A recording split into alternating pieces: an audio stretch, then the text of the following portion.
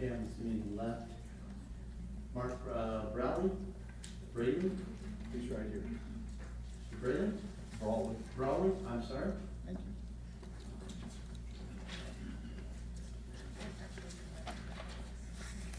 My name is Mark Bralley. I'm a resident of the state of New Mexico. I'm also the leader of an ad hoc group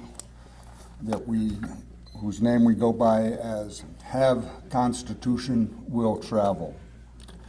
And it's come to my attention that as a government entity, Rio Rancho has fallen into a practice that is widespread in New Mexico, which is not following the Constitution or not following the Open Meetings Act and the Inspection of Public Records Act.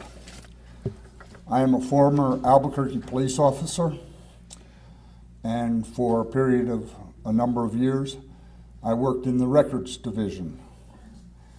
And I learned just about all there is to know about the inspection of public records, because my job was to shag reports for citizens of police activity that they may need for personal reasons, insurance claims, and the like. And my understanding is that this body has chosen not to follow the Constitution of the United States or the Constitution of the state of New Mexico, which both begin with the words, "We the people." The constitutions are a grant to a government and imposes limitations. You work for the people and at the pleasure of the people. And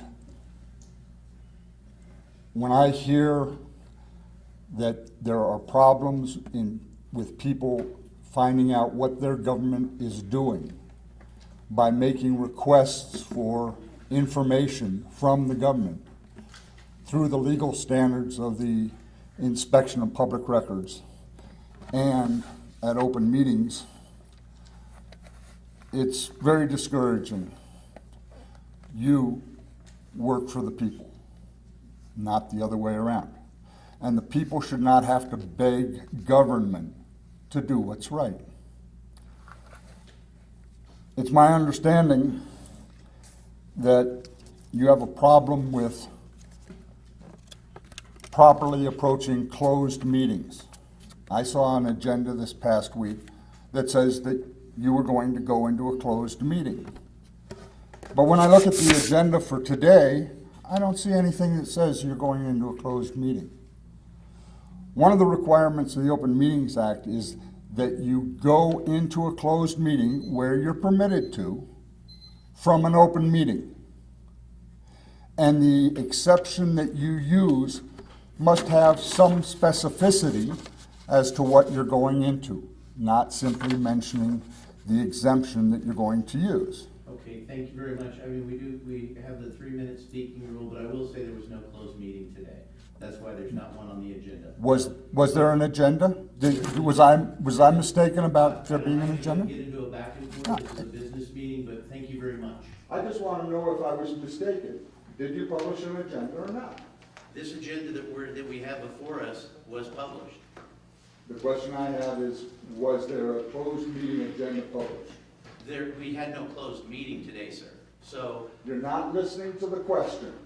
You're trying to divert. sir, thank you very much. I saw a motion, an agenda that came under your letterhead for a closed meeting. Did that get published or not? There was no closed meeting today, sir. You're still not listening. I'm listening. Was the document... Sir, I'm sorry, your 3 minutes is up. Thank you very much. Thank you. If you would like to direct a question to the clerk, we'll have you do that later, and we'll be more than happy to address that, but we need to move on with the agenda. That's fine. Thank you. You may see us again. Thank unless you. Clean up your act. Mr. Walker. Thank you so very much. let me, first, I'm trying to be